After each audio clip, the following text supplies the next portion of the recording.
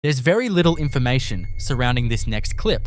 The original source is a complete mystery, with no clear record of where it came from or who first shared it online. But even without any background details, the footage manages to be genuinely unsettling. Set inside what looks to be a museum, a small group of visitors wanders through an exhibit that is, to put it mildly, more than a little eerie.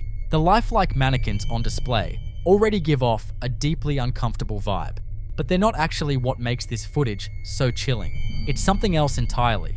Whoever was recording at the time had absolutely no idea they were picking up something out of the ordinary. They completely missed what their camera caught in that moment.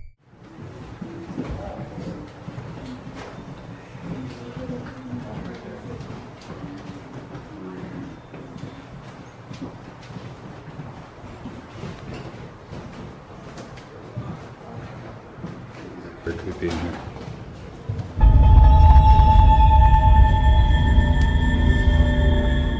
Materializing without warning, a dark silhouette with the shape of a woman appears within the mirror's reflection, visible and clear, yet with no physical body anywhere in the room to account for it. Whether or not it belonged to a living person is very much up for debate. Some who've watched the clip suggest it was once a person, in the sense that they no longer are, and believe what's shown here is a ghost. The shadowy figure appears to be draped in clothing typical of the Victorian period, drifting past the unsuspecting group as though completely unbothered by their presence, almost as if this space has belonged to her far longer than any of them. But as is so often the case with footage like this, without any real context, the true identity of whatever was captured here stays a mystery. Camera.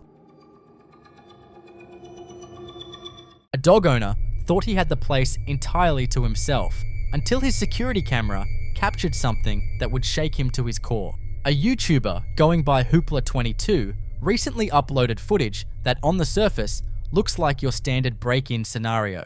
His first instinct was to blame his buddy Derek, who had a well-established habit of sneaking into the house just to mess with him. Determined to catch him in the act, Hoopla22 pulled out his phone and started filming. Mid-bathroom break, he suddenly heard his dog Nala erupt into a frenzy of barking, behavior that was completely unlike her. Nala! Nala! Nala!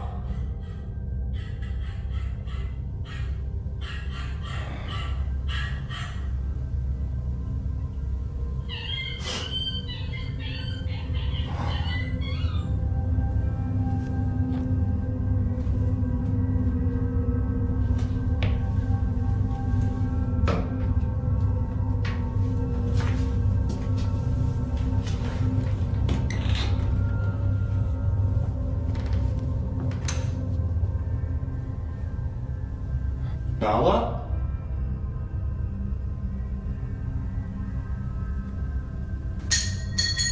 Derek?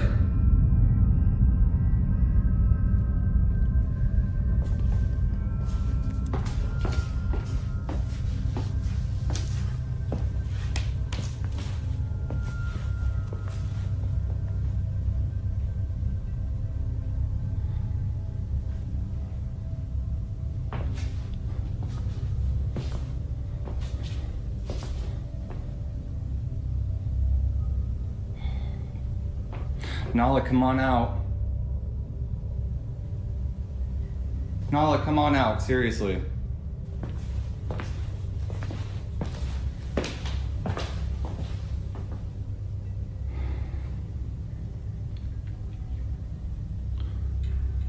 Derek?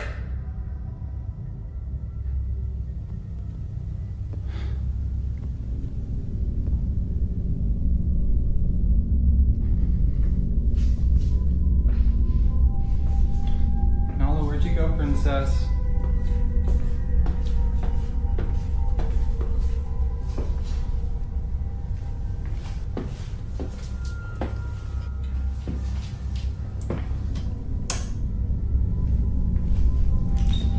Nala?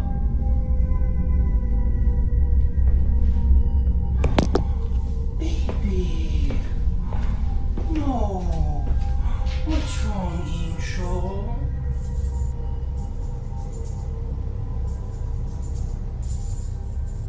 Who do I love? Who do I love, pretty girl?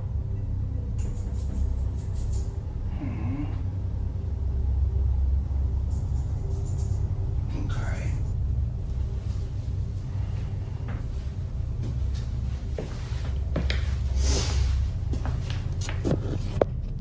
That is so weird. I've never seen her that scared. Never seen her get that scared.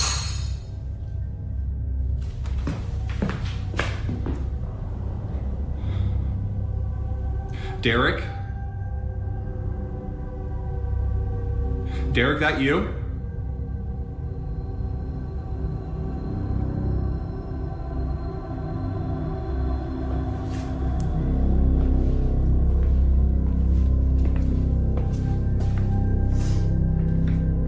Nala. Nala. Come on, we're going. Nala, we're leaving. Let's go.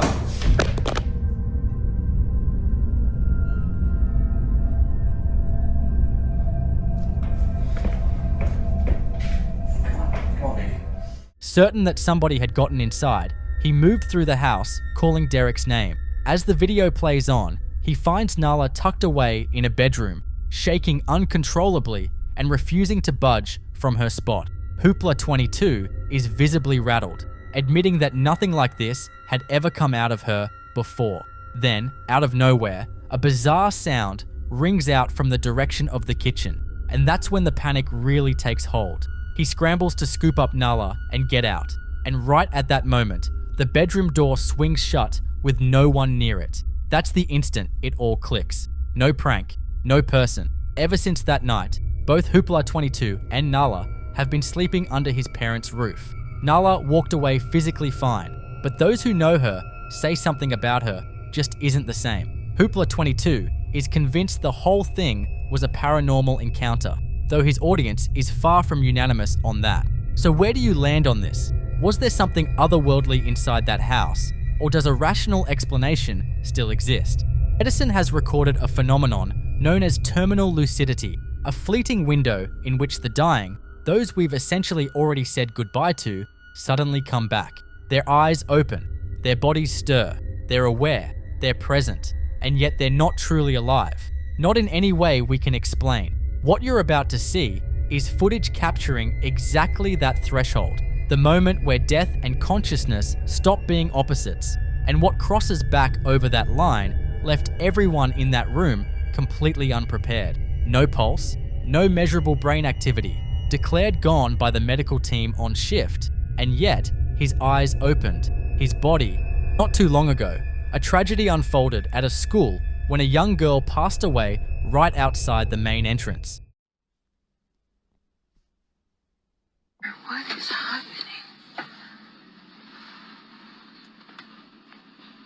I wanted to respect their privacy, but they just put a girl in the back of the ambulance. And the dad was running, and the poor mom was crying her head off.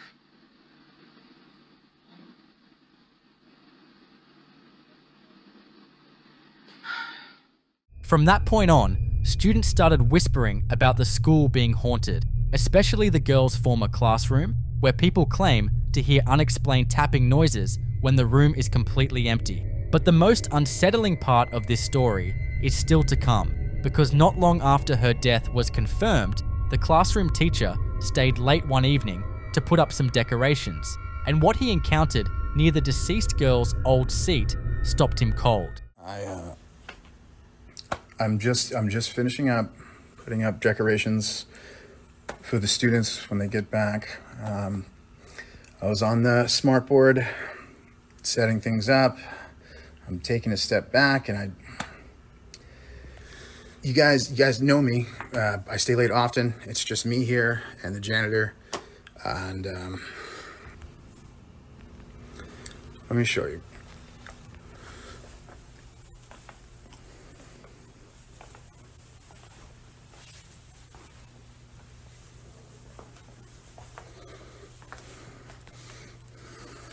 you see? Do you see?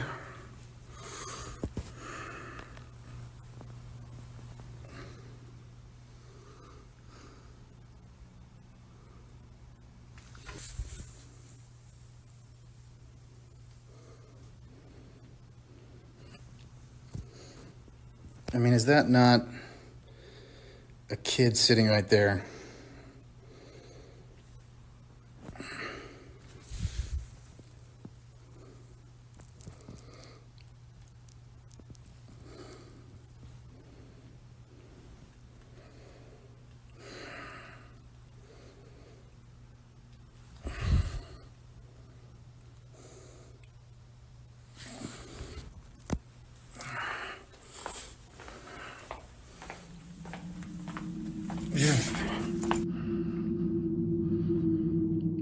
In the TV's reflection, a shadowy figure appears to be seated at one of the student desks. When he captures the same spot the following morning, nothing is there. So could this be the spirit of the girl who died, still tethered to the school she once attended, perhaps held back by some unfinished connection she couldn't leave behind? Drop your thoughts below. What you're about to see is something genuinely baffling, caught on a home's outdoor security camera on February 1st. It's around 3 in the morning. The ground is blanketed in snow, and the scene looks completely still. Not a single thing moving. Then, see for yourself what unfolds.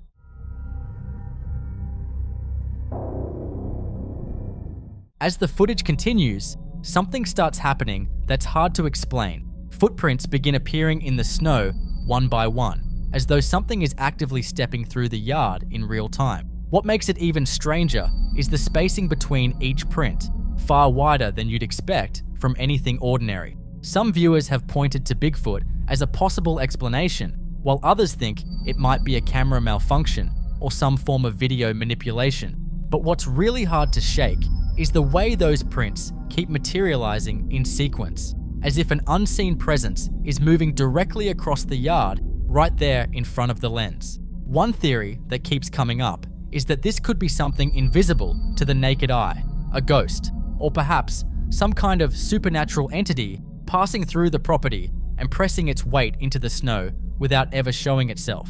So what's your take? What do you believe was out there that night, leaving tracks behind without ever appearing on camera? Our next clip comes from a TikTok page known as Paranormal Hamlet, run by a Frenchman who dedicates his time to venturing into abandoned locations and recording anything out of the ordinary he might encounter. Over the years, he's built up quite a collection of footage from these expeditions, and some of it captures moments he genuinely believes are paranormal in nature. On this particular occasion, he was making his way through a deserted clinic. As he moves deeper into the building and nears what appears to be a small kitchen area, something completely unexpected stops him in his tracks.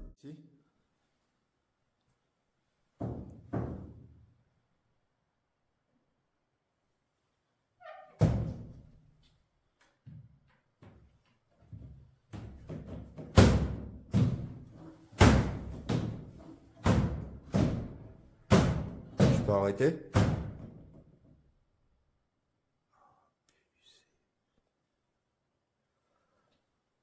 Si c'est un homme, refais-le.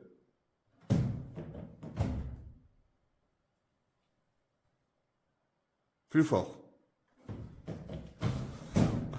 La dinguerie. Abusé. Hallucinant.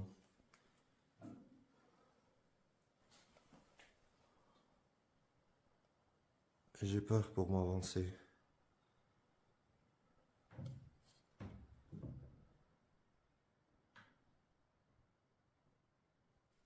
Franchement, les amis, c'est un truc de malade, cette expérience.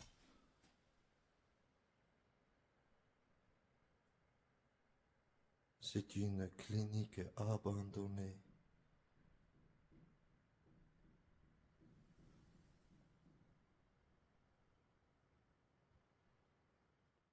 The moment he draws closer to that kitchen, a jarring noise reverberates down the corridor. Then, just seconds afterward, the doors start violently swinging open and shut on their own. Whatever set those doors in motion It's the kind of thing that would make most people seriously reconsider setting foot inside places that have sat empty and forgotten for so long. So what's your take on this footage? Would you have the nerve to go wandering through locations like this completely alone? Drop your thoughts for us down in the comments below. A clever fellow named Marco recently relocated to a compact wooden cottage tucked away in a remote village in northern Italy. Having spent the majority of his life in urban environments, he was eager to find a slower, quieter pace of living. His first few weeks in the new place were everything he'd hoped for, but that sense of peace didn't last long once strange sounds started drifting down from the attic after dark.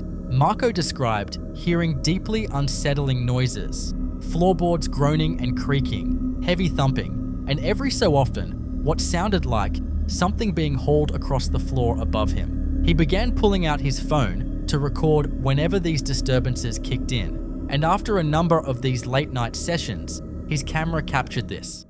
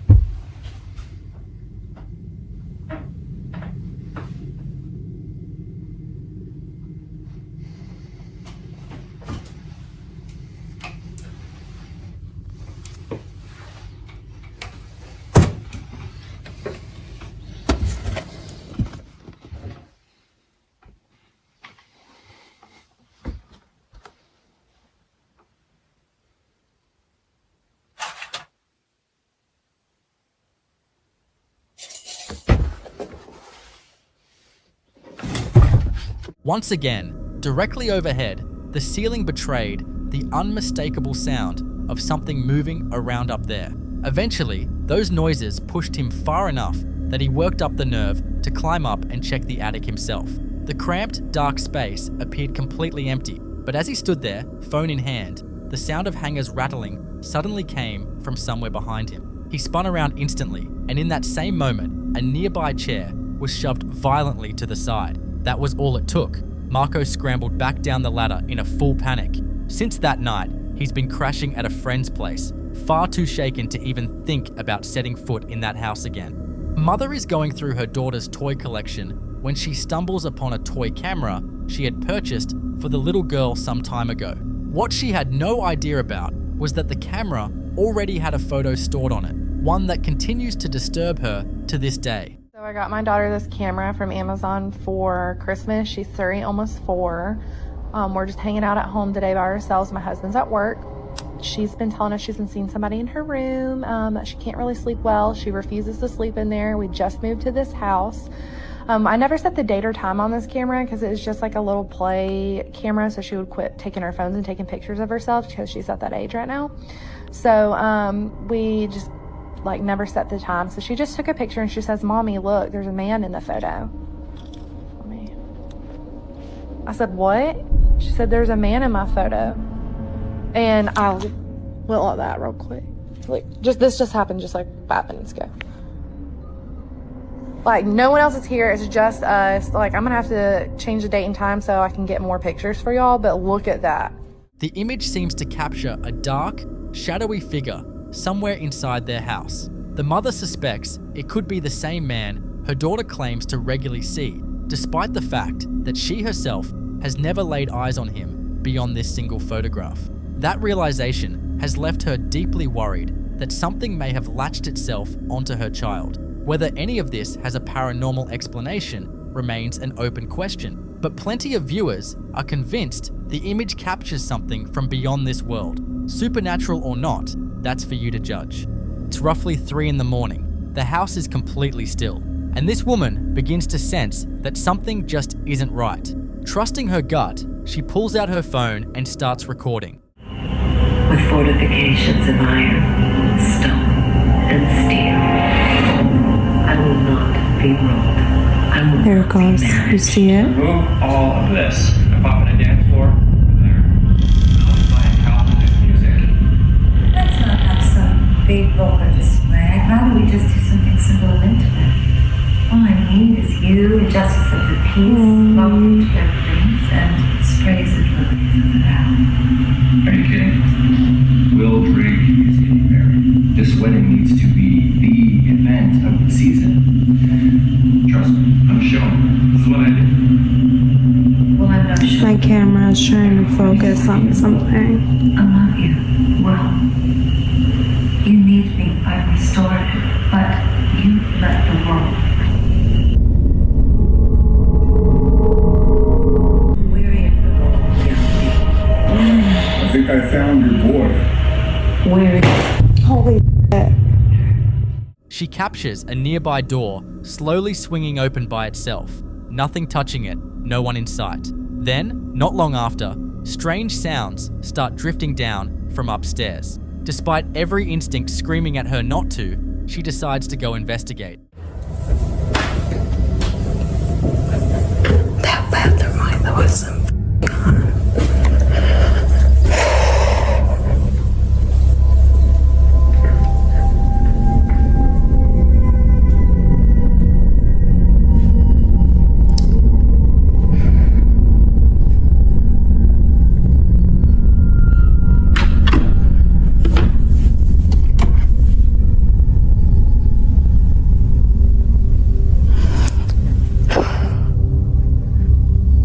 Oh my god, if you guys could feel like my heart pounding through my chest.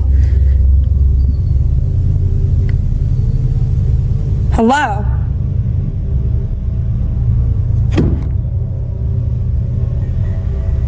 I feel like an animal was around. Yo.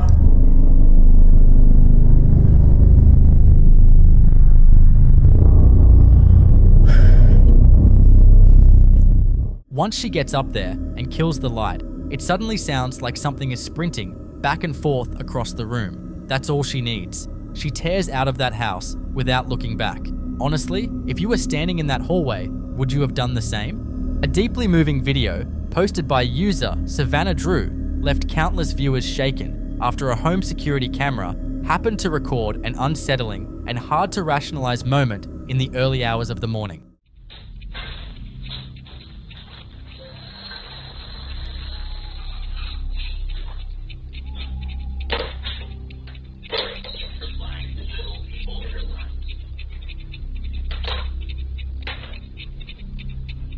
In the recording, Savannah's young daughter wakes up at an unusually early hour, settles in by herself, plays quietly, and then starts directing conversation toward what appears to be an empty room. Most people watching initially assume the child is simply doing what many toddlers do, talking to no one in particular. But then something odd starts to stand out. Pay close attention to what she says. The little girl seems to be carrying on a conversation with her great-grandmother, who had reportedly passed away shortly before this was filmed. She even brings up angels and relays that her great-grandmother is telling her she loves her. It's nighttime, we can sleep. And you want to say so now. Savannah later explained that her daughter was just 3 years old at the time and apparently had very little understanding of what the family had recently been through. So she was 3, almost 4 at the time, and she had gotten up really early the day after my grandma had passed, so her great-grandma. They were super close. She loved to go visit her. After noticing their daughter repeatedly chattering away alone in the living room, Savannah's husband went to check on her, and what the child said to him next left the whole family absolutely stunned. He went in there and she went and played in the front room, and when he opened the door, he was like, "Hey, who are you talking to?" And she goes, "Oh, I'm talking to Grandma Eckersley." And he's like, "Oh, well, what'd she say?" And the video spread rapidly across the internet, with many viewers convinced the camera had inadvertently recorded a final farewell from the grandmother, reaching back to her loved ones one last time. Others, however, felt the moment could be chalked up to a child's active imagination or an emotional coincidence in the wake of a family tragedy. Regardless of where the truth lies, the footage continues to stir something deep in everyone who watches it, raising quiet questions about the bonds that tie us to those we've lost, and whether those bonds ever truly break. A TikTok creator named Derek typically fills his channel with discussions on philosophy and prophecy. He divides his time between a home in Florida and a remote property tucked deep within the Appalachian Mountains. But on a recent visit to his mountain retreat, things took a sharp turn from the philosophical into something far more unsettling. Late at night, Derek picked up on something deeply strange coming from the surrounding darkness and had the presence of mind to hit record. Turn up your volume and pay close attention. I just walked off the porch and I came out here to check on the chickens. I just heard, first off, I heard my name. Second off, it sounded like somebody was saying, help me. Hold on. Hold on.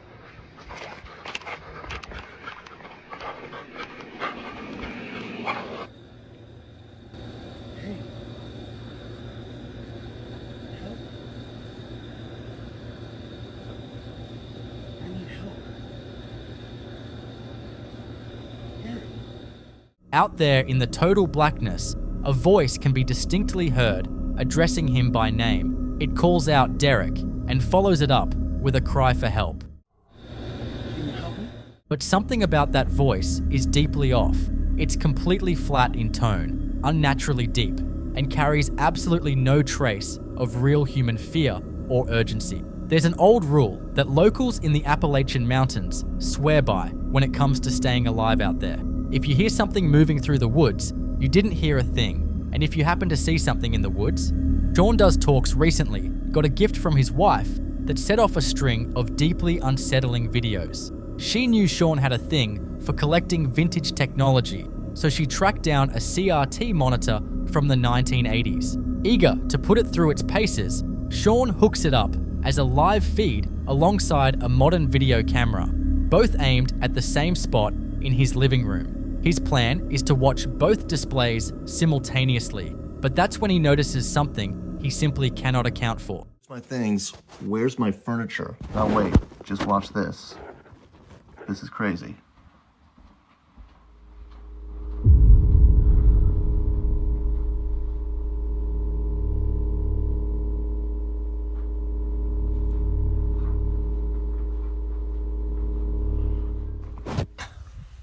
How is that possible?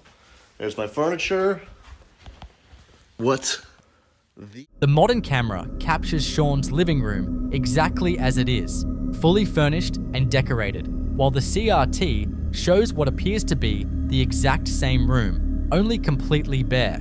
Viewers immediately start throwing out theories. Some suggest the monitor might be pulling in an alternate reality, or possibly showing the room as it existed decades ago. Others aren't buying it and call the whole thing a staged stunt designed to rack up views. But a number of people have zeroed in on something even more unsettling within the CRT footage itself.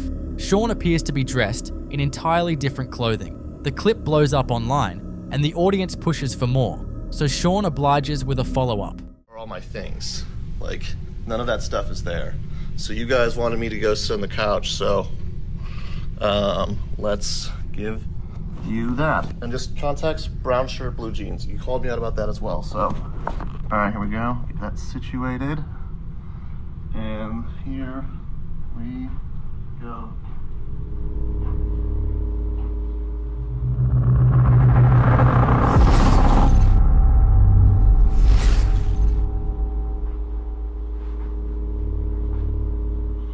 All right, I'm gonna go check. The moment Sean settles onto his couch, the CRT image begins to flicker, and for just a brief instant, his figure transforms into something that looks like a shadow entity, but the strangeness is far from over. You know, a little bit. You guys told me to check out some, like, new perspectives, and I found this. Like, you found me? Are you kidding me? Are you kidding me? I mean, I am literally starting to freak out, dude. I am starting to freak out.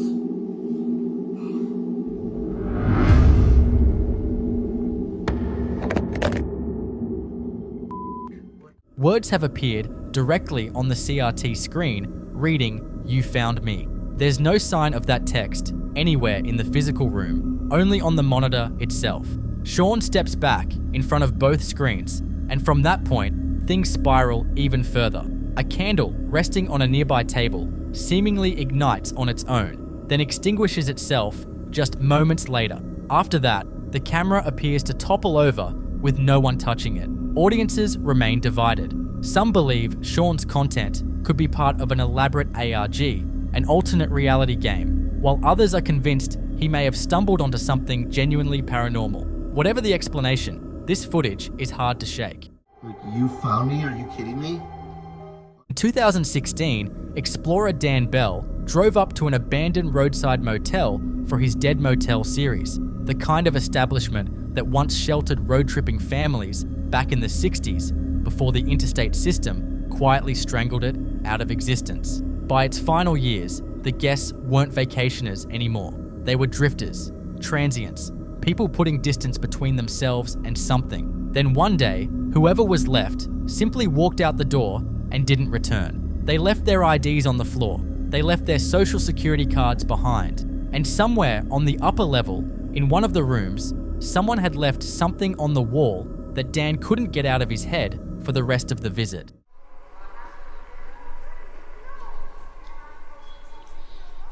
This is making my skin crawl. I'm seriously like... You're freaked. This is so bad. I feel like there's things crawling up my legs.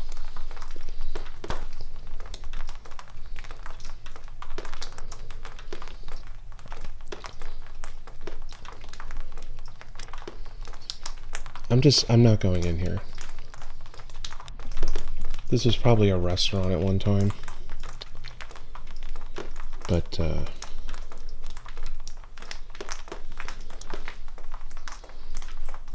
really have no interest in walking through here in this dripping nightmare mold. Will, there's someone's social security card on the floor. Are you serious? Yeah.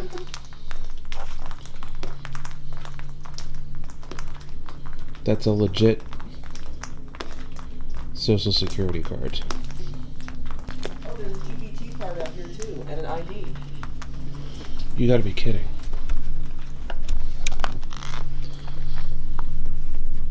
Is that a joke? Did someone get here? Jesus Christ. How does that... I don't like that now, because no one's just gonna leave that there.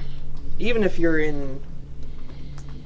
like dire straits, you're still gonna take your ID I'm with not you. staying in here. Dan steps into what was once the motel's dining area, mold hanging from the ceiling in long, dripping strands. The odor reaches him before his eyes even adjust. Then he looks down and finds 3 separate pieces of identification lying on the carpet, none of them belonging to the same person. William? William, what is wrong with you? Oh my god. Well, let's go look for a corpse. Yeah. Oh, God. Dripping.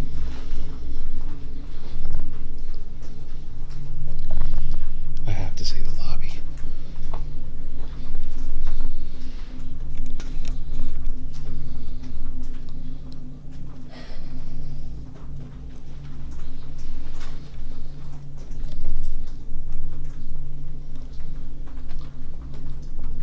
I don't know if that's the lobby or not. Oh, man. Was that the same person? I don't know. Look. Look and see.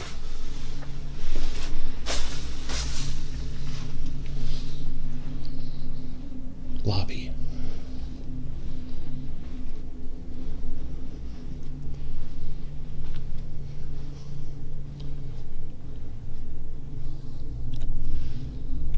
My light, so in case anybody drives by, they don't see me.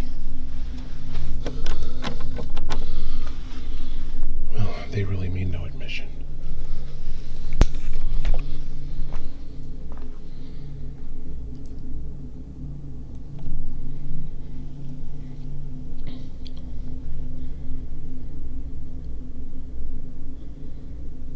This is hands down the scariest, The lobby. There are made beds inside the lobby. Dan keeps coming back to the same question out loud, trying to wrap his head around why someone would sleep in a communal space when there are actual private rooms available. The conclusion he eventually reaches is more unsettling than the mystery itself. What is that?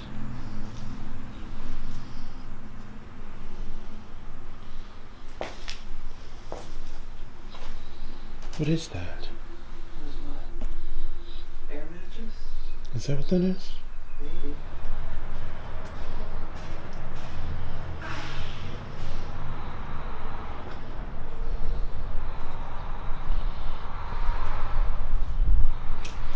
Oh my God.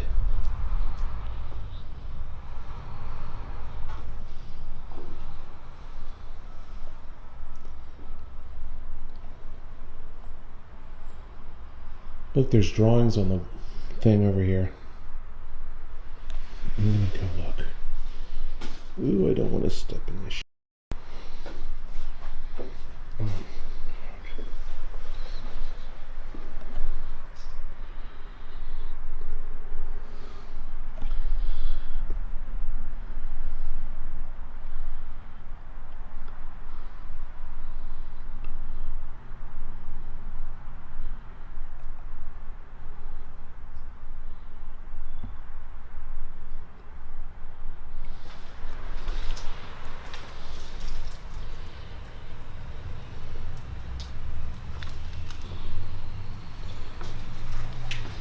This is like a place where you'd find like a body.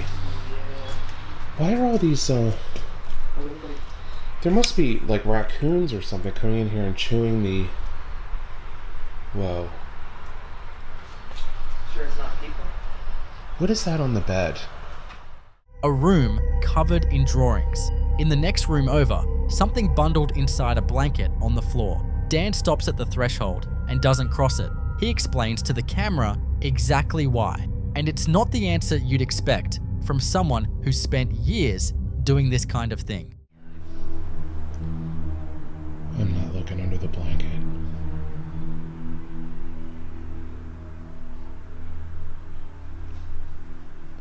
This place is freaking me out. Big time.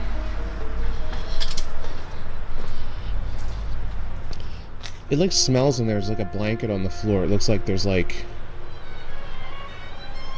something wrapped up in it.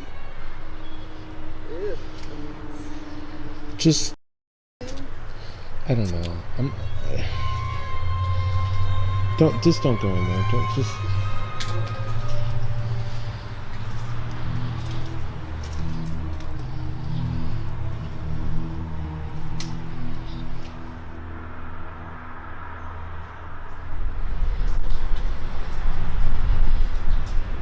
Okay.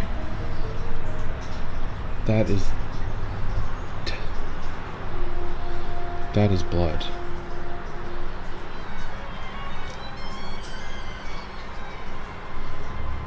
If we find a body, I'm gonna... I seriously... How bad did it smell in there? It smelled. Maybe we'll just call like the police or something and tell them to sweep. Come check out the... yeah. Oh my God.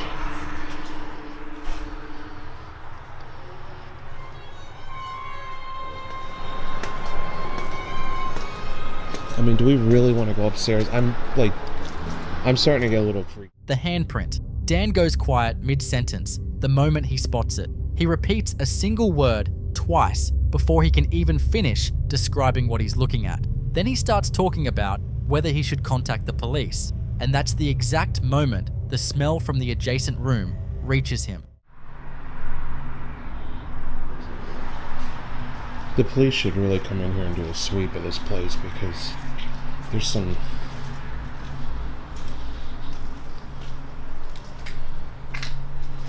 Every time I look into one of these rooms, I'm just like waiting to see something.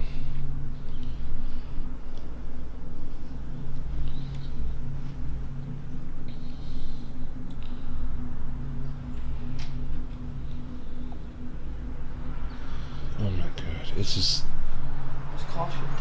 absolutely hideous. I've never seen anything like this. This is like one of those transient, you know, like inns or motels where people who are homeless, drug addicts, stuff like that, they come and live in a place like this. But this is absolutely hideous.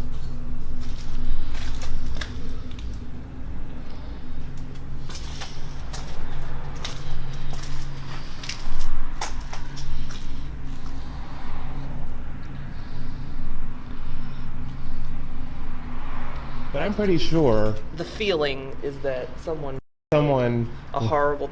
there had to be a here, or someone got iced here.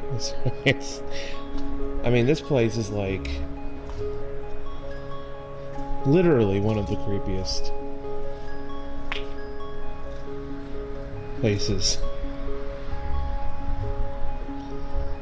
It's just so bad. Through the final stretch of rooms, every doorway he passes, he pauses. He doesn't say what he's bracing for. He just keeps moving. And when he finally puts into words what he believes took place inside this building, it hits harder than any piece of physical evidence he's encountered. Because by that point, you've already arrived at the same conclusion yourself. Dan made it out without ever going upstairs. He never lifted the blanket. He never went back to examine the handprint. And those 3 IDs are still sitting on that carpet right where he found them, in a building no one is ever coming back to. Somewhere out there, 3 different families may still be waiting for answers about people who simply vanished. What began as a light-hearted moment, a daughter pointing her camera at her mother, trying to deal with a rat in the laundry room, the kind of clip you'd send to a group chat for a quick laugh, had no deeper intention behind it. Everyone's attention was on the rat and nothing else. It wasn't until they sat back and went through the footage later that afternoon that something completely unrelated to any rodent caught their eye. I had it! There's this huge freaking rat in our living room. They're in our living room and our laundry room right now. Oh my gosh. Oh my god! Oh my god. Okay, let me try to open the door. Hold on. Oh my god, it's right there in the basket! Oh my god! Mom, you gotta get it. Mom, I'm gonna try. I'm gonna try. I'm sorry. Get the baby, Mom! There, on the far side of the door, pressed right up against the wire mesh of the wooden frame, was a shape, something resembling a human head, motionless, close, staring directly toward the mother and daughter who were already on edge from the animal alone. It wasn't visible at the beginning of the recording. It simply appeared at some point mid-clip, with no reasonable account of how it got there. So this is the hallway that me and my daughter saw the rat go into our cat door in our laundry room. For some reason, I never felt comfortable in here. I felt very... It's not surprising that we caught something in that window. Then Catalina shared a follow-up video that piled even more onto what was already deeply uncomfortable. He is autistic and he is playing with his camera, which is in this toy car. Just weeks after that first incident, Catalina's son was playing with his toy camera inside his grandfather's room, using a wireless remote control car to chase the family dog around the house, when he accidentally recorded something he wasn't looking for.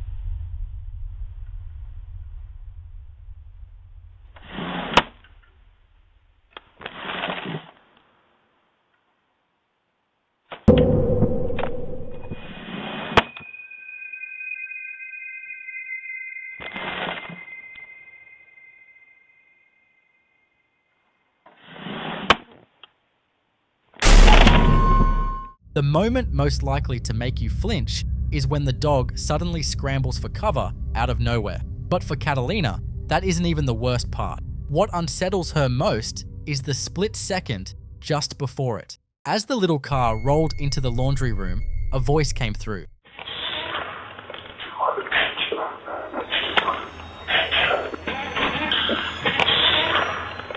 Nobody else was present inside the room, and nobody was visible anywhere near it. Then, outside the house, the automatic pet door opened and shut by itself. A single piece of playmat launched off the floor and landed out in front of the house, while every other piece around it stayed perfectly still. No breeze, no airflow, just one piece torn free with force, directed straight at her son's toy car. Whatever presence occupies Catalina's home appears to have a reach that extends beyond the walls. This one apart is very hard. And it seems especially drawn to her son and his belongings. She's paying close attention now. Because she was always close to me, and I always felt like she was. Nothing about this situation has gone away. Do you believe something paranormal is at work here? The woman running the TikTok account, Urban Beauty Ming, received a deeply unsettling video from her sister. Her sister had recently set up a Ring doorbell camera at her home, mainly for standard security purposes. What makes the situation stranger though, is that the house sits no more than 10 feet from a church, and what the footage captured made that proximity feel a lot more ominous. A camera meant to do nothing more than monitor a front door suddenly became the center of something far more disturbing. See for yourself what was recorded.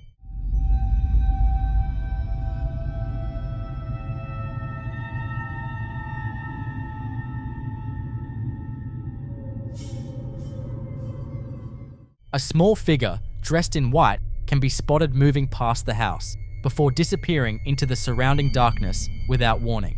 Initially, the family assumed it might have been some kind of stray animal, but the more you study it, the more the shape resembles a human form, compact, standing upright, moving the way a young child would in light-colored clothing.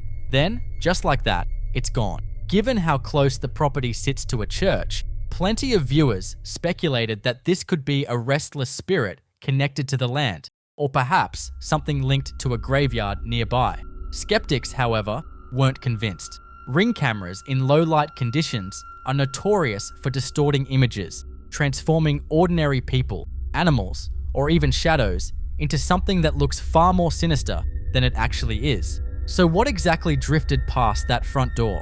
A neighborhood child caught on a grainy nighttime lens, or something far less explainable lurking near the church after hours? This one is absolutely worth a closer look.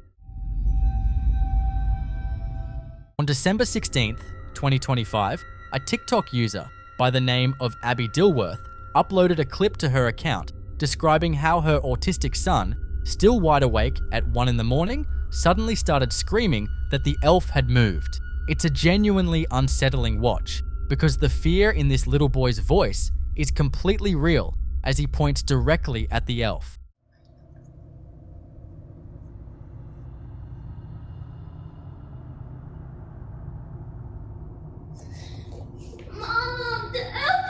If you pay close attention, you can make out what looks like the elf's foot shifting on its own. What makes it particularly striking is that the movement appears somewhat separate from the rest of the figure's body, and that detail caught the attention of a lot of viewers. It's not hard to understand why the boy was so frightened. His mother later followed up with a second video, offering her take on what went down. Here's the mischievous little elves. The night prior, we had them swinging from the ceiling fan by a string, and if you zoom in there, you'll see the string wrapped around the candle. So he was literally just dangling there. So when my son was swinging his little stuffed Charizard around, he was making air movement. She explained that the elf had been suspended from a string, and that the motion was most likely triggered by her son swinging his stuffed bear around in the vicinity rather than anything supernatural.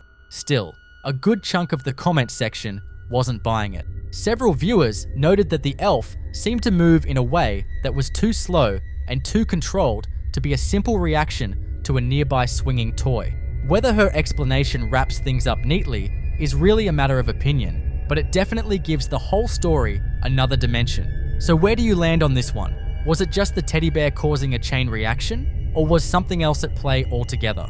Meet Josh, the guy behind the YouTube channel Josh the Intern, where he documents his travels and outdoor explorations. In one particular upload, he ventures deep into a forested area somewhere in Sri Lanka on a mission to locate one of the country's most ancient prehistoric caves, Belly Lena, better known as the Cannibal Cave. The video goes by the title, "I explored a secret cannibal cave and things go horribly wrong."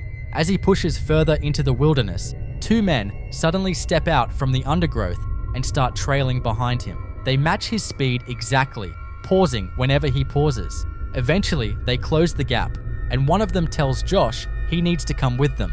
Apparently, there's something they want him to see. A wave of unease washes over him, and he switches on his camera. I've been joined by some friends. They're showing me around. He does his best to stay composed, playing it off like he's just capturing the scenery, and keeps moving toward the cave he'd put so much effort into finding. But every time the camera comes down, the two men press him again, insisting he come along to check out something worth seeing.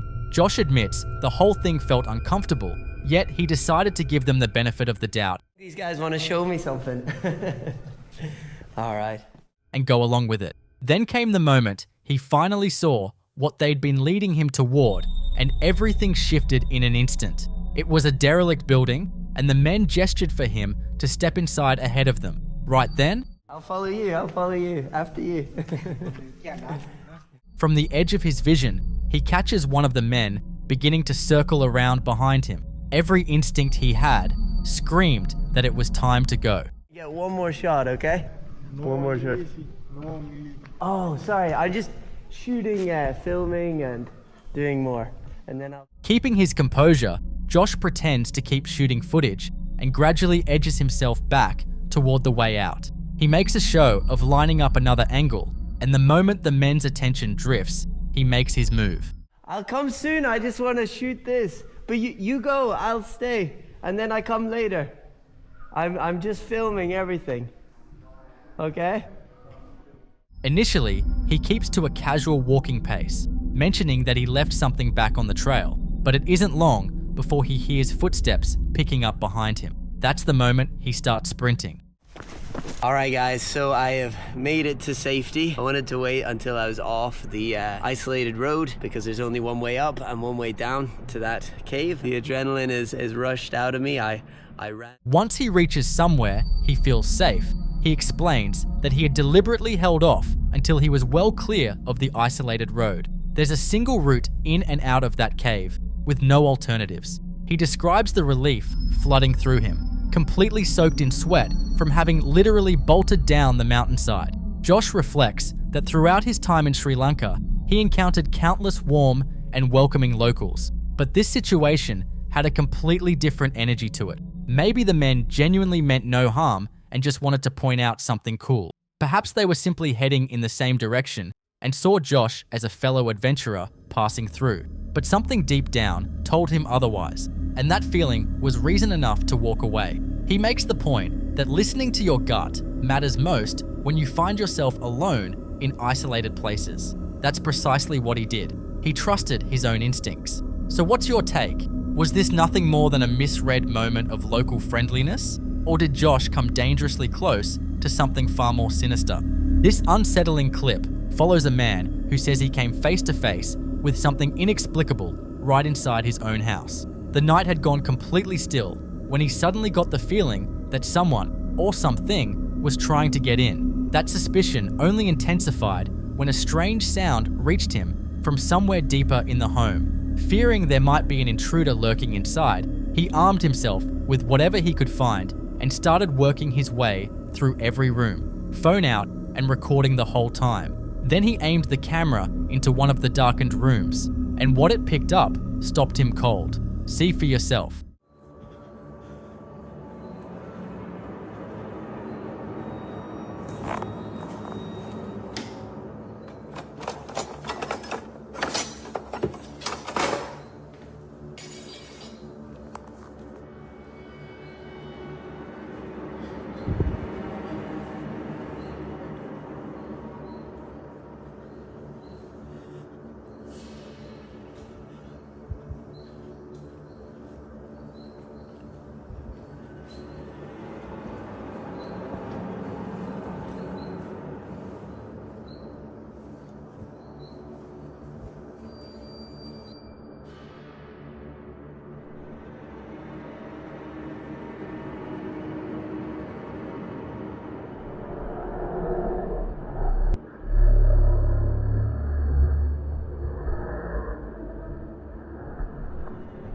There in the footage, a dark, shadowy shape is visible in the background, hovering for a moment before gradually dissolving into nothing. Initially, the man tried to rationalize it. Maybe it was just the light playing tricks, maybe an ordinary shadow at an odd angle. But as he slowly made his way toward the spot where the figure had vanished, things took an even darker turn. The shadow abruptly materialized again, this time in a completely different part of the room and significantly closer to him. It was as though it had glided across the space without producing a single sound. That sudden reappearance was enough to send him into a full panic, and he abandoned his search of the house on the spot. To this day, nobody has been able to explain what that camera actually recorded that night.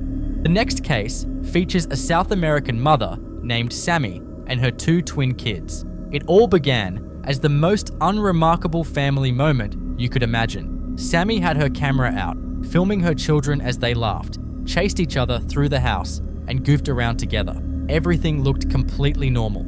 At some point, the twins darted off into another room, still wrapped up in their game. And it was in that moment that something slipped by, completely unnoticed. ¿Qué pasó?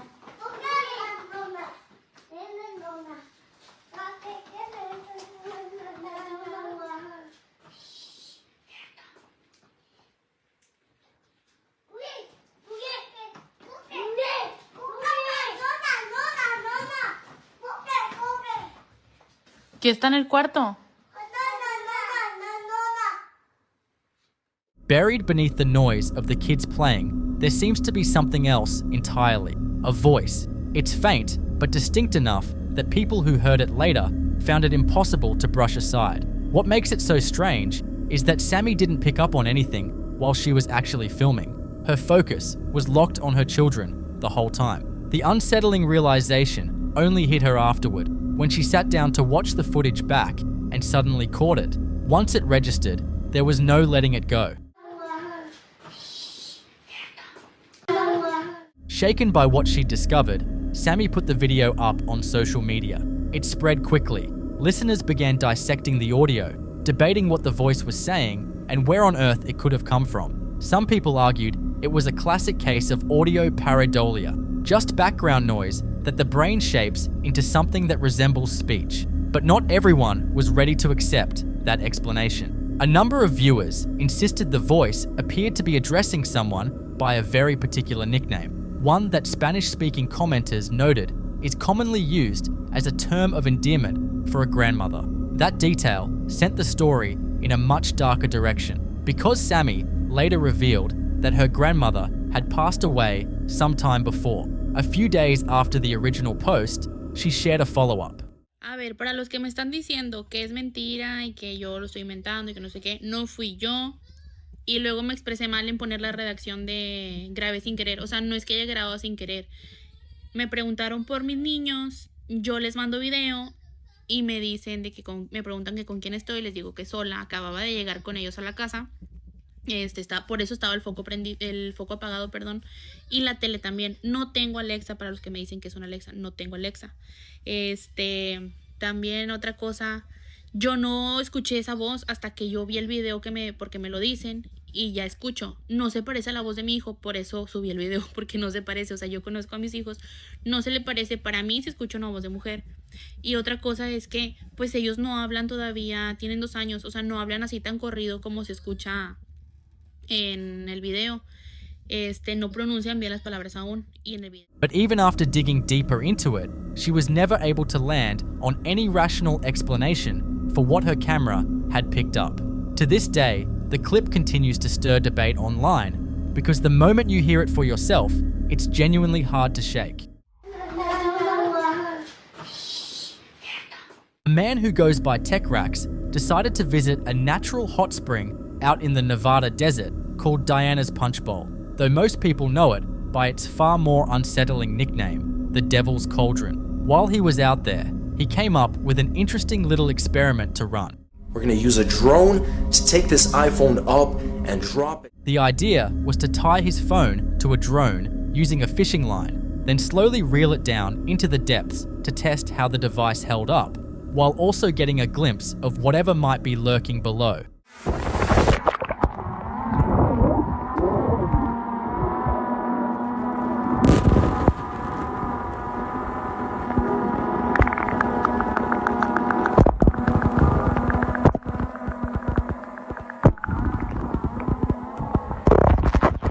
His first attempt didn't turn up anything unusual, so he hit record a second time and dropped it even further down. And what he captured genuinely shook him. Working, it is on. I'm gonna hit record again on this iPhone 11. Ooh, that was close.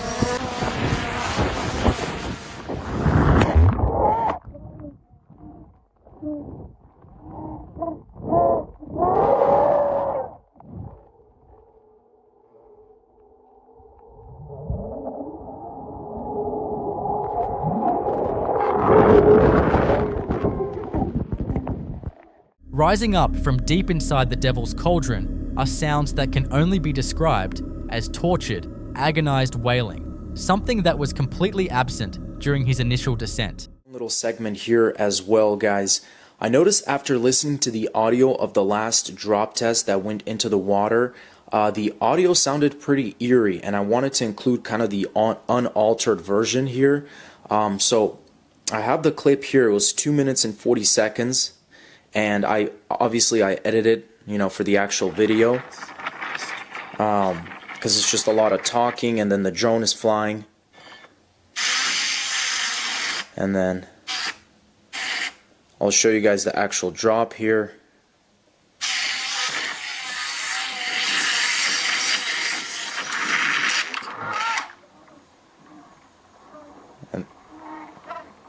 And then right there, you could hear it definitely sounds like some yelling. It's really weird, guys. I don't know what to think of it. Especially since the first dip there was no noise at all. And then the recording actually stopped right here, which is also really weird. But I just wanted to show that, guys, as proof. Like I didn't. Some say it's probably just a technical glitch caused by the extreme heat, since temperatures down there range anywhere from 140 degrees Fahrenheit to well above 200. But local legend tells a different story. Indigenous tribes are said to have regarded the Devil's Cauldron as a spiritual void, a place where powerful spirits and wandering souls were swallowed up. So when you consider the sheer, jagged drop of this place, its name, and those collective screams that sound like people in absolute agony, what do you think? In this clip you're about to watch, a real estate photographer was doing what he's paid to do, walking through an old house, documenting the space, keeping it professional. But from the moment he stepped inside, he couldn't shake the feeling that he was being watched. Not the vague, general unease you get from an unfamiliar place, something more specific than that. Something that followed him from room to room like a second heartbeat he couldn't account for. He comes down the staircase, camera rolling, and that's when it happens. Behind him, you can hear the distinct sound of footsteps, and a shadow moves down the stairs like something is following him, step by step, unhurried, unbothered by the fact that he might turn around at any moment.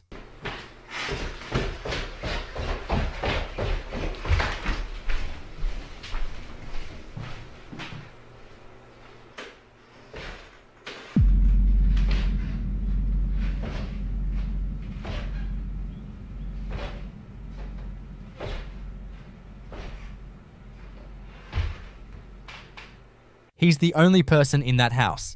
There is no one above him on that staircase, no one on the landing, no one anywhere in the building. And yet, whatever cast that shadow came down those stairs the same way a person would, with weight, with rhythm, and with intention, like it had walked that staircase 100 times before and had every right to keep doing it. Whatever this was, it was aware of him. It was moving with purpose, and it was comfortable enough in that space to make no effort to hide. So he does what any rational person tries to do. He keeps working, stays focused, and leaves his camera running while he moves through the house. Again, while he's out of frame, the door swings violently open and slams shut completely on its own. Not a slow drift, not a gentle nudge from a cross breeze, but a full, aggressive open and shut that takes real force to produce. The kind of force that doesn't come from air pressure or a settling foundation.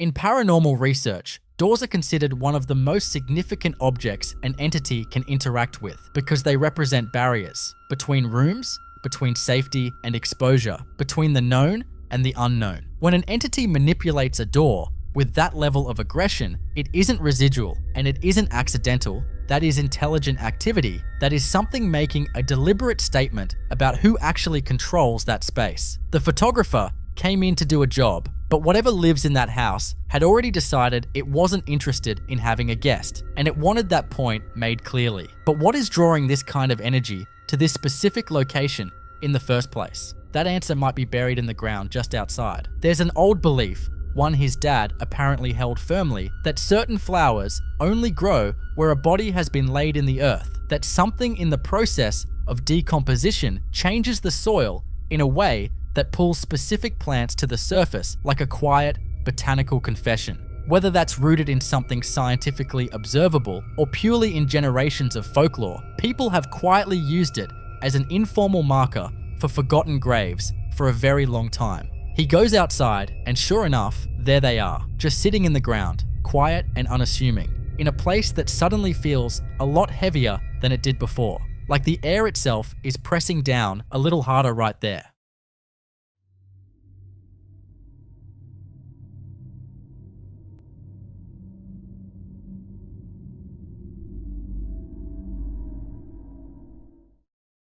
And then he goes back. Because once you've seen something like that, once the weight of what it might mean settles in, you can't just leave it alone. He returns to the area, this time pushing further out to the field on the abandoned farm nearby, looking for grave markers, physical evidence of lives that history decided weren't worth recording, people swallowed up by time and neglect, and a landscape that kept growing over them without pause. And that's when the field starts talking back. Not wind, not an echo bouncing off the tree line. Voices, rising up out of a stretch of land that has been left to rot and be forgotten for years, as if the ground itself had been waiting for someone to come close enough to hear it.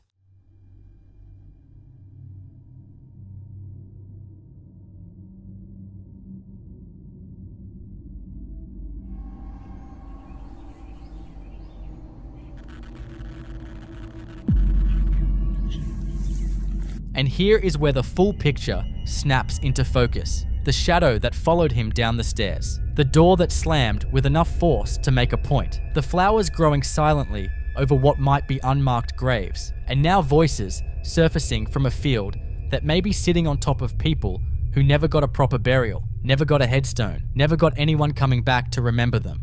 In paranormal theory, locations built near or above unacknowledged remains act as anchor points, concentrating energy, creating the exact atmospheric conditions that allow entities not just to exist, but to grow stronger over time, pulling more of the dark in around them like a wound that never closed. That house isn't haunted. In spite of what's outside it, it may be haunted because of it. Whatever is moving through those rooms, slamming doors, and casting shadows on staircases could be tethered to what's buried just beneath the surface of that field, fed by it, grounded by it, and completely unbothered by whoever walks through the front door.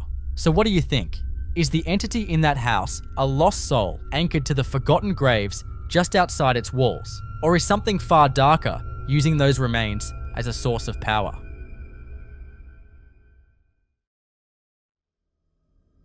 In this next clip, a singer going by long-winded music on TikTok was doing something completely ordinary, filming a quick video to invite people out to watch her band perform, the kind of casual, throwaway content that takes 30 seconds to record and means nothing beyond the post itself.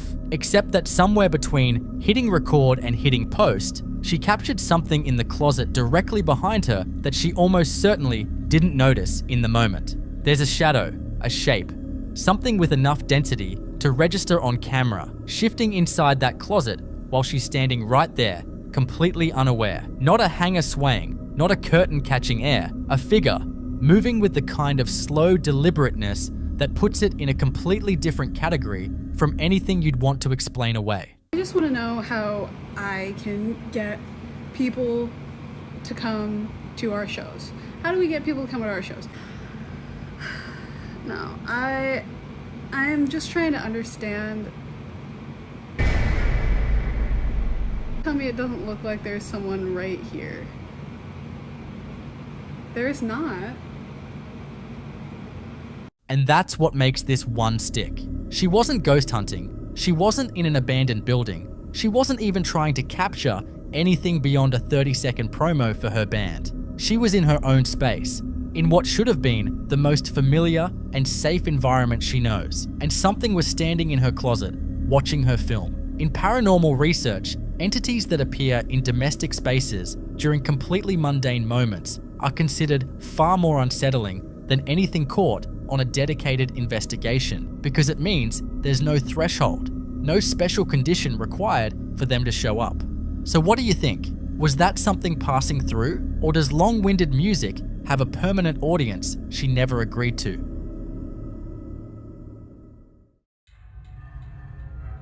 In this next clip, we're inside a small tailor shop in a marketplace late at night, long after the surrounding stalls have gone dark and quiet. The shopkeeper is still at it, head down, focused on his work, completely alone. Or at least, that's what he thinks, because the CCTV catches something that stops the whole scene cold.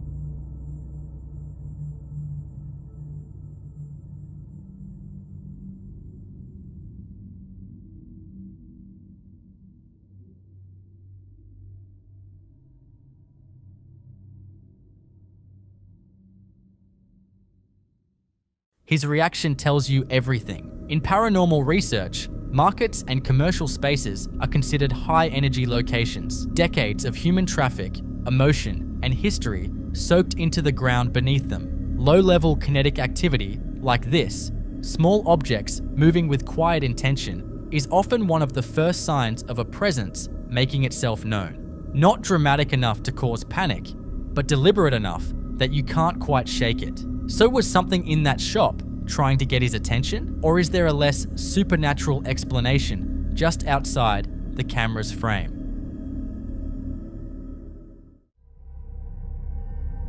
In this next clip, we follow a mother named Sam who had been living with a persistent, creeping feeling for a long time. The kind that sits just below the surface. The sense that something in her own home was watching her, that she was never quite as alone as she should have been. She couldn't pin it down, couldn't point to anything specific until she accidentally caught something on camera while filming her twin boys playing. The toddlers are running into a bedroom, completely in their own world, and buried in the audio is a distinct, disembodied woman's voice whispering, "Shh, quiet." Okay. ¿Qué pasó?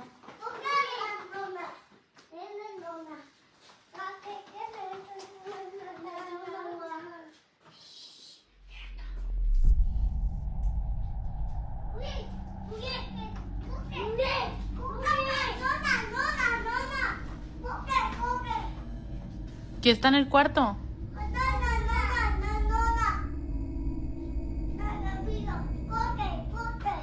Sam confirmed she was completely alone in the house with her children at the time, no other adult present, no television running in the background, nothing that accounts for that voice. In paranormal research, this is a textbook EVP, an electronic voice phenomenon where an entity draws on the high energy chaos of playing children to push itself into the audible range and make contact. Kids that age generate exactly the kind of frantic, unfiltered kinetic energy that entities seem to be able to use as a bridge. But the specific choice of words is what makes this one linger. Why tell them to be quiet? Some investigators believe domestic spirits fall back into old behavioral patterns, disciplining out of habit like they still have authority over the space. Others take a darker view that something was trying to hush the boys specifically to avoid being picked up on the recording. So what do you think? Is this a protective presence watching over those kids, or something that very much preferred to stay hidden?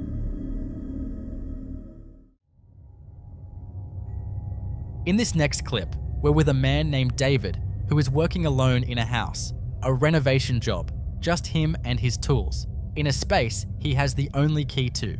No one else is supposed to be there. No one else can get in. And yet from pretty early on, it becomes obvious that David has company he didn't clock in with. You can see small, light footsteps moving through the space, the unmistakable pattern of a child walking. Okay, so my last video wasn't too long, so I didn't press a 10-minute icon there. Anyways, I'm just getting into work, right? Nobody in this unit, I'm the only one besides the owner with the key, and the owner lives all the way in New York. I'm in Oakland, California. So this unit had a fire a few years back. This was a little girl's room. This was a room. And I'm like lost for words right now, I'm sorry. Like, catch my breath, I'm getting chills, the hair standing up on my arms. But the girl that happened to pass away in this unit was 3 years old. Look at what the fuck I see on the ground. Those are not an adult-sized footprint. One into the wall. This is where her bed was at, right here. I talked to the owner, I video called him and everything. And I've been here and little kids laughing. I just thought it was coming from outside. But it's like a little, I felt something go like this in my ear. And yeah, I hear all the activity coming from that closet. And right here, but this really baffled me. Like I said, nobody else has the keys. There's no kids in here. I lock up everything. It's a 4-unit complex. Nobody's in here. Nobody been in here. There's an alarm system. So we got paranormal activity. Look at these little feet. Look at these little cute little feet. If you're in here, ghost, I mean no harm. I'm Uncle Dave. You call me Uncle Dave. Just fixing up your room for you. Okay? But yeah, I believe in ghosts. So if you have anything paranormal, share it on Ghost. But man, I work in every environment, even if it's haunted, you know. But yeah, you know. But yeah, say something. If you hear some ghosts or whatever, or capture ghost activity, share it, man. Okay, peace out. God is love. See you later.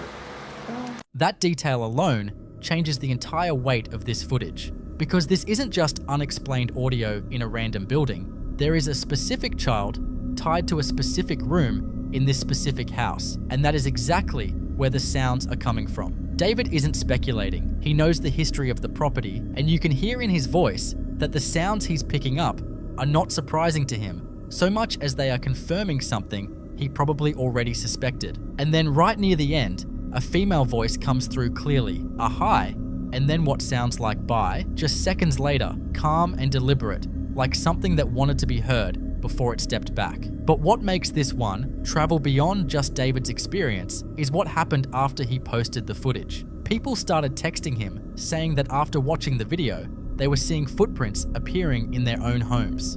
In paranormal theory, certain entities are believed to be capable of moving through recorded media, using the footage as a channel to follow the signal wherever it plays. So, what do you think? Did David accidentally open a door that was never meant to be found? Or is the little girl in that room just happy that someone finally showed up? In the following video, a seemingly innocent interactive display at a children's museum manages to capture something it was never designed to see. The person filming is just passing the time, messing around with a thermal imaging exhibit. As he holds his hand up to the lens, his body heat registers normally in bright, warm colors. But it's what happens in the background of the screen that has left viewers completely baffled.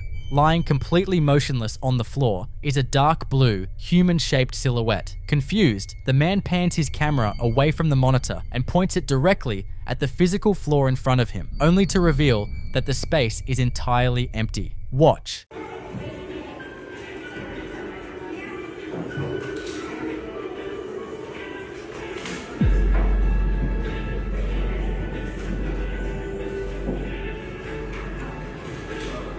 In paranormal investigations, thermal cameras are heavily utilized because entities are believed to drain ambient heat from their environment in order to manifest. This sudden energy drain creates drastic, localized cold spots. Because the figure on this screen is registering as a deep, solid blue, it means whatever is lying there is significantly colder than the ambient temperature of the room. But what makes this footage truly compelling is the input from people who work with this exact technology every single day. One viewer, who uses thermal imaging professionally, pointed out a crucial detail. While a living person will leave behind a lingering warm imprint on a surface after they get up, a shadow or a trick of the light will never leave behind a lingering cold spot. If a person had just been lying on the floor as a prank moments before the video started, the screen would show a residual yellow or red outline, not a freezing blue void. Whatever this camera is picking up, it defies the normal rules of residual body heat, and it certainly isn't a shadow.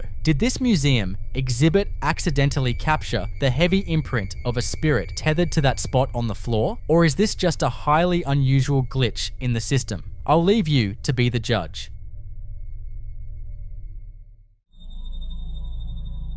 In the next clip, we take a look at a deeply unsettling piece of home security footage that proves you never really know what is wandering around your property when you aren't there. The homeowner shared this video with a very specific disclaimer. The camera is set up inside the house, looking out through the front window, and the family is currently away on vacation. Every single light inside the house is supposed to be completely off, but as the footage rolls, something inexplicable happens. Pay attention to the glowing mass that appears on the right side of the screen, and notice the bizarre blue flash reflecting against the glass. Since the camera is positioned indoors, that light is reflecting from behind the lens, meaning something illuminated inside the dark, empty house. Take a look.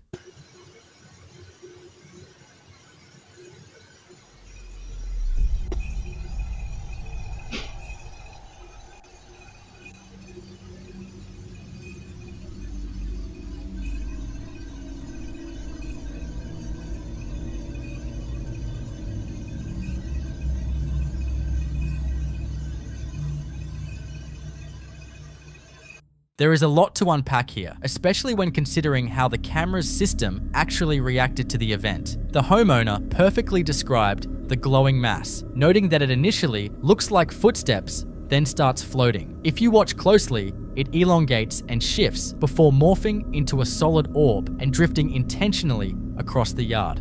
While skeptics are usually quick to dismiss floating anomalies like this as simple dust particles or tiny bugs catching the infrared light, there is one massive detail that makes this much harder to explain away. The homeowner confirmed that this glowing mass actually triggered the camera's motion detector. Security systems are typically calibrated to ignore small, close-up particles like dust, requiring something with actual physical mass or a significant heat signature to trip the sensor. The shape-shifting nature of this anomaly, combined with the triggered motion alert and that unexplained blue flash inside the home, makes this a highly compelling piece of footage. Was this just a heavy speck of dust drifting on an indoor draft that somehow managed to trick the system? Or did this camera catch a genuine spirit roaming the property while the owners were away? I'll let you come up with your own conclusions.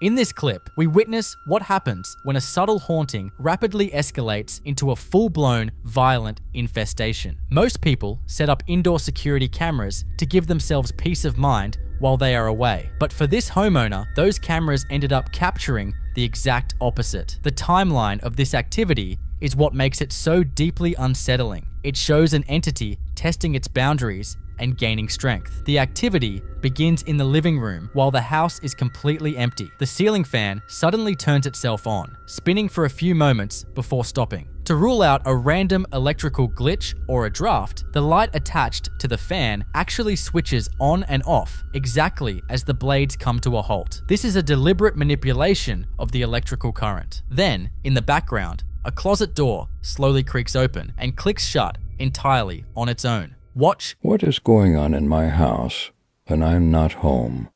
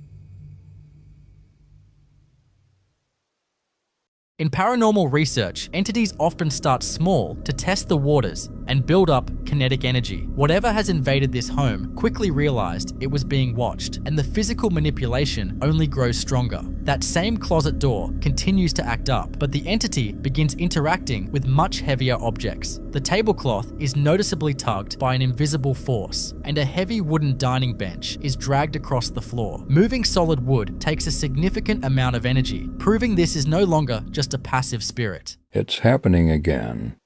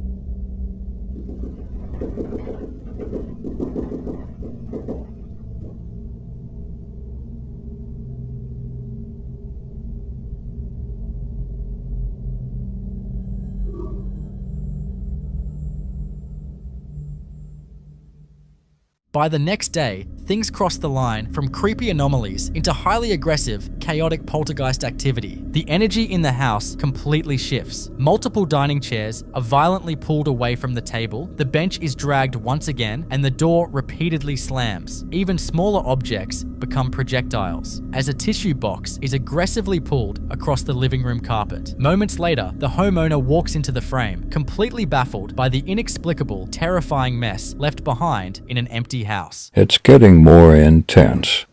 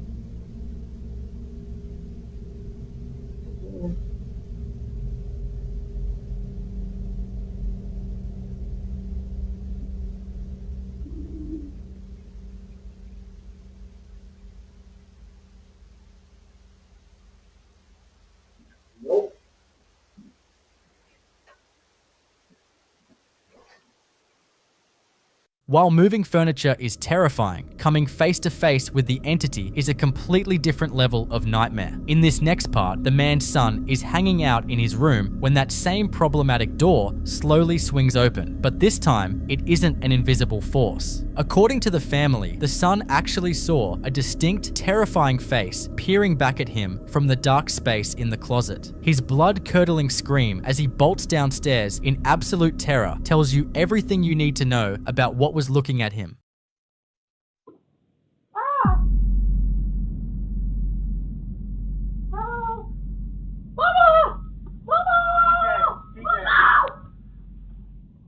At this point, the house is an absolute powder keg. On a separate day, the son is just trying to distract himself and regain some sense of normalcy by playing video games. But the entity decides to make it completely clear that they are no longer welcome there. As objects start shifting and moving around him once again, he finally reaches his breaking point, drops what he's doing, and gets the hell out of there.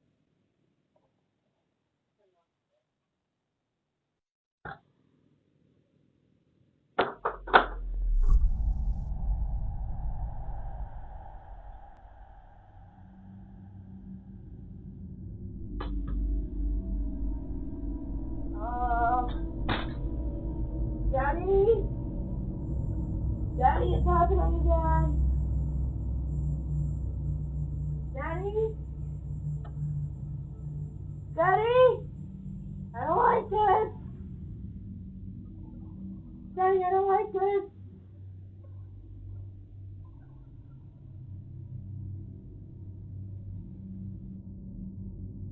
Daddy?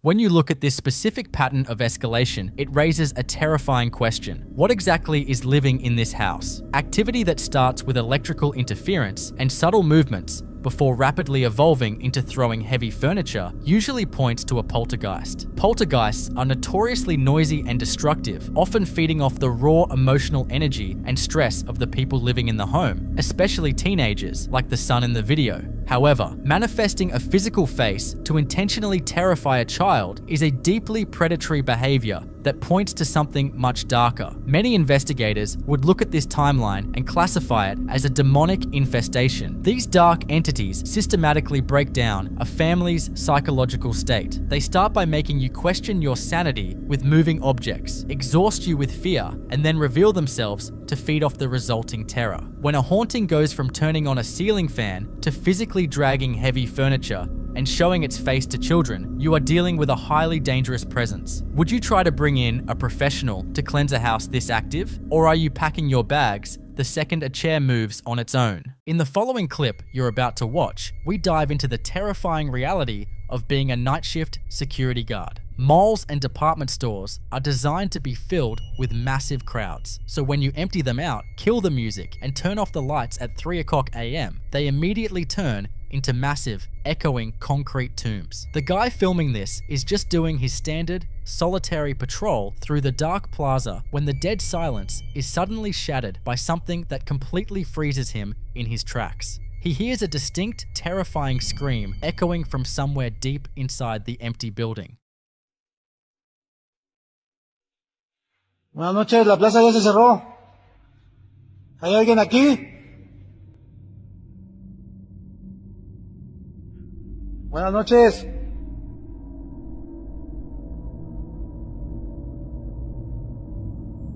Ya se cerró la plaza, joven. Buenas noches.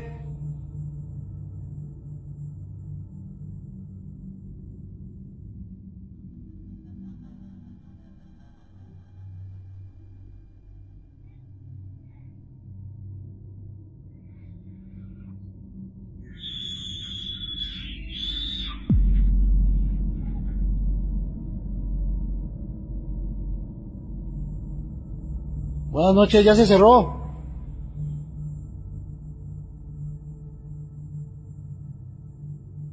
¿Hay algún niño aquí? Buenas noches.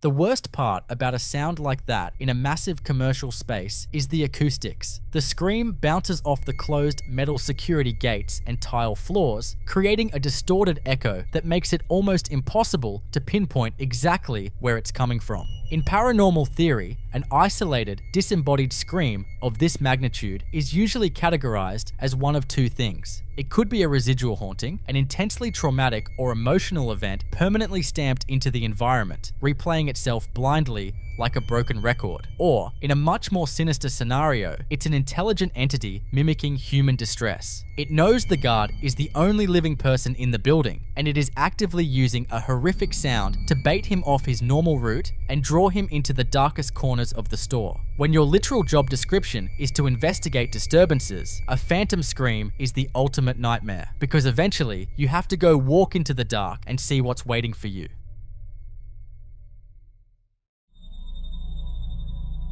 In this next video, we're looking at, or rather listening to, something that has genuinely terrified an entire neighborhood. The person recording is standing near a river in pitch black darkness, and they are capturing this audio in real time. According to the caption, this isn't just an isolated incident, it's actually the third time in 2 years that this strange, inexplicable singing has echoed across the water at night. Take a listen to what these residents are hearing out there in the dark. Okay, so as you can see, it's pitch black out there, right? I live on a river, and there's no lights. So, there's a room there, but like, it's pitch black. So just listen for a moment, okay? And tell me that you would not be fucking freaked out by this.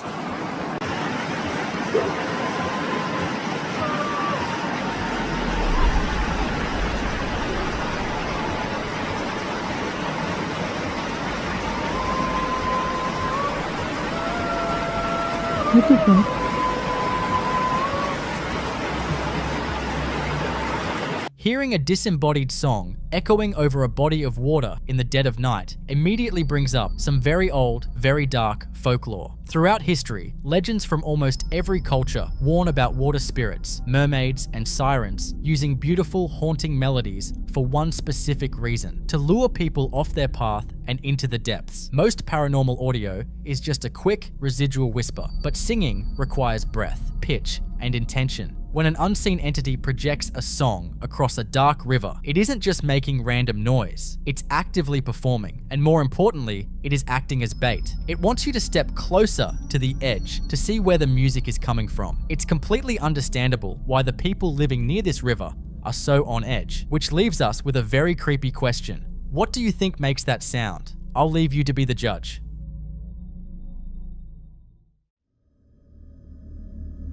In this next clip, we see exactly why 3 a.m. is universally known in the paranormal community as the demonic hour. The guy in this footage is completely vulnerable, fast asleep on his living room couch. According to the caption, his wife had already been complaining about feeling a strange, heavy presence in the apartment, which is likely why this security camera was rolling in the first place. As you watch this, keep your eyes locked on the deep shadows in the background. Watch very closely.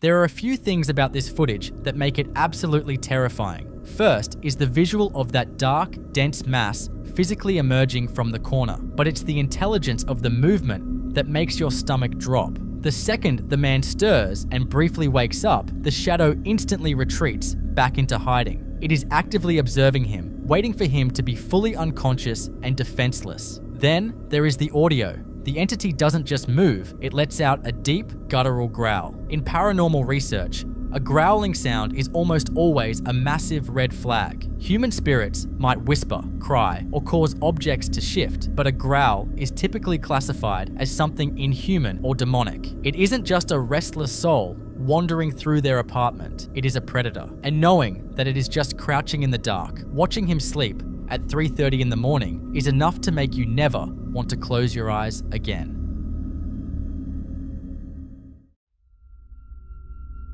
In this next clip, we explore a deeply unsettling and universal fear, being trapped in your bedroom while something unseen is waiting on the other side of your door. The girl filming this is completely alone in her apartment. She explicitly mentions in her caption that all the windows are securely closed, completely ruling out the possibility of a weird cross breeze or draft. But as she sits in her room, the door begins to violently rattle and shake. It isn't a subtle vibration. It moves exactly as if a physical person is standing out in the hallway, aggressively gripping the handle and trying to force their way inside.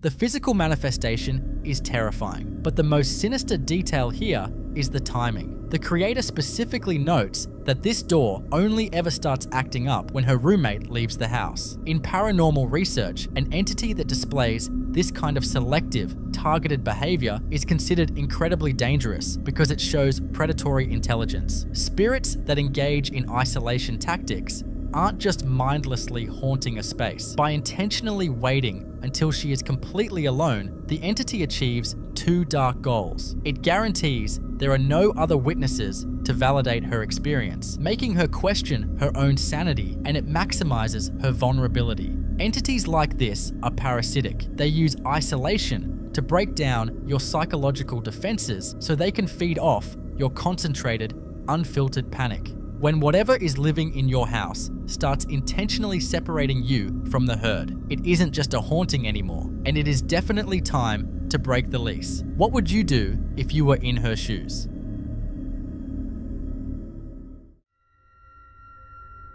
In this next clip, we look at exactly why finding certain objects hidden away in an old house should be your immediate cue to leave. The guy filming this is completely alone at his grandparents' house. Well, alone except for his dog. He starts recording because he made a very unsettling discovery, an old Ouija board stashed away upstairs. Almost immediately after he finds it, the energy in the house completely shifts. He starts hearing bizarre sounds, and a cup inexplicably knocks itself over. In the paranormal community, an abandoned Ouija board isn't just a dusty piece of cardboard. It is widely considered to be an open door. If a session wasn't closed properly years ago, the theory is that whatever was invited in never actually left. It just went dormant, waiting for someone to acknowledge it again. As the activity ramps up, pay very close attention to his and his dog's reaction. Mi gente, buenas noches. Estoy en casa de mis abuelos. En la parte de arriba encontré una Ouija, no sé de quién sea. Por eso quería grabar, mi gente. Ustedes están viendo todo. No, hey, ¿quién está aquí? No mames, están aventando los vasos y la puerta. Por favor, Padre nuestro que estás en el cielo, santificado sea tu nombre. Venga a nosotros tu reino, hágase su voluntad en la tierra como en el cielo. Danos hoy nuestro pan de cada día, perdona nuestras ofensas. No mames, güey, vete a la verga. No mames, Padre nuestro que estás en el cielo, santificado sea tu nombre. Venga a nosotros tu reino, hágase su voluntad en la tierra como en el cielo. Danos hoy nuestro pan de cada día y perdona nuestras ofensas. No. Perdona nuestras ofensas como tal. No mames, no. Vete a la verga, porque el control. No, güey, no, por más. There are few things scarier than a dog aggressively barking at an empty room. Animals possess a sensory range that human beings simply don't have. When a dog locks its attention on the top of a dark staircase and goes into guard mode, it isn't barking at nothing. It is barking because something is standing right there, looking back down at them. But the absolute breaking point is when that ball bounces down the stairs. It comes directly from the second floor, the exact same place where he just found the Ouija board. It's a classic, terrifying display of a spirit mocking the living. The sheer, unfiltered panic in his voice as he starts frantically praying the Our Father is completely visceral. He realizes in real time that whatever was left attached to that board is now walking down the stairs to introduce itself.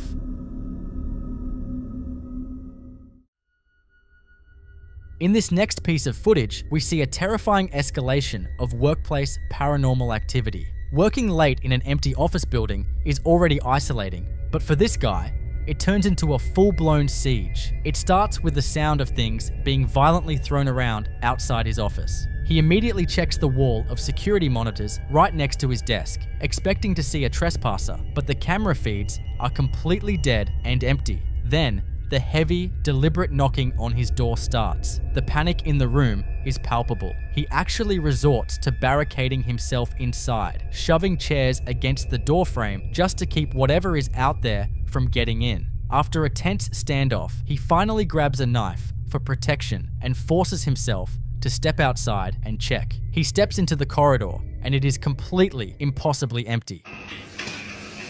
Đây, cho mọi người xem đây.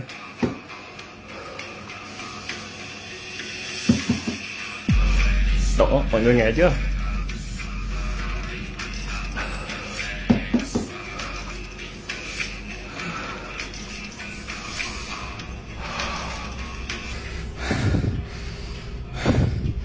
Ngồi đi.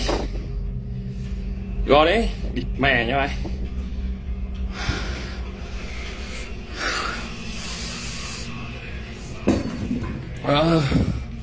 Nó gọt được cửa này luôn này. Con người nó được, con người lúc này mà mình đi ra mở cửa là thấy rồi à.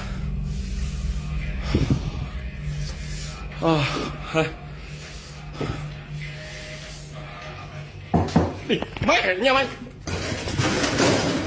Địt mẹ. Địt mẹ. Gò đi.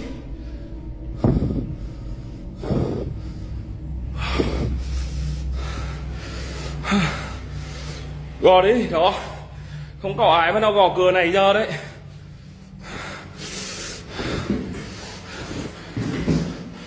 Địt mày. Gò nó đi.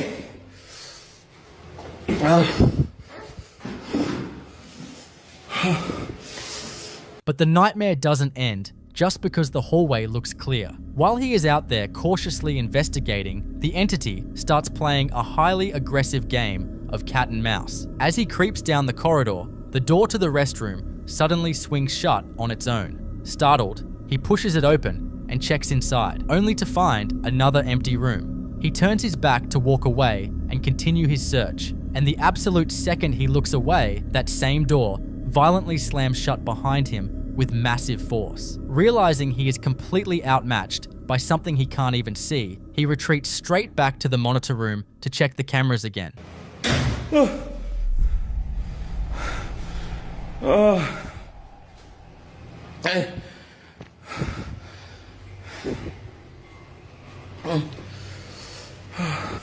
Có trèo bùa người ta cho hả?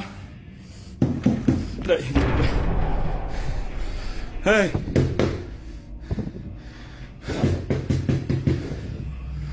Thôi.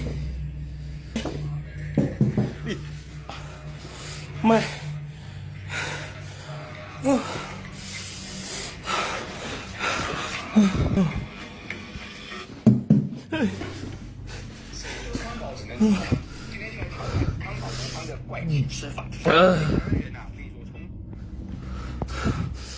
Up until this point, a hardened skeptic might try to blame the slamming doors on a bizarre cross breeze or air pressure in the building. But what happens next completely shatters any logical explanation. The next day, the entity decides it is done just making noise. He is hiding in an office, barely cracking the door open to film the hallway. Look closely at the window frame in the distance.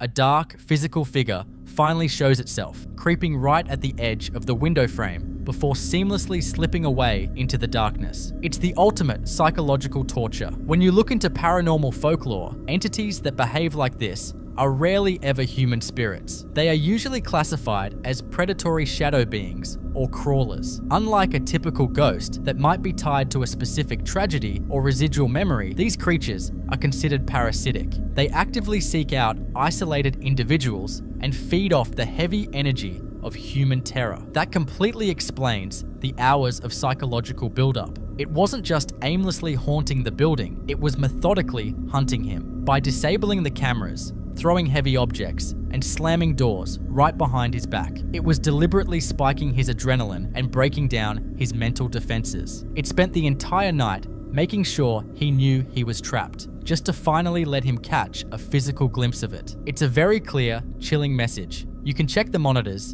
and carry a knife all you want, but you can't stop me.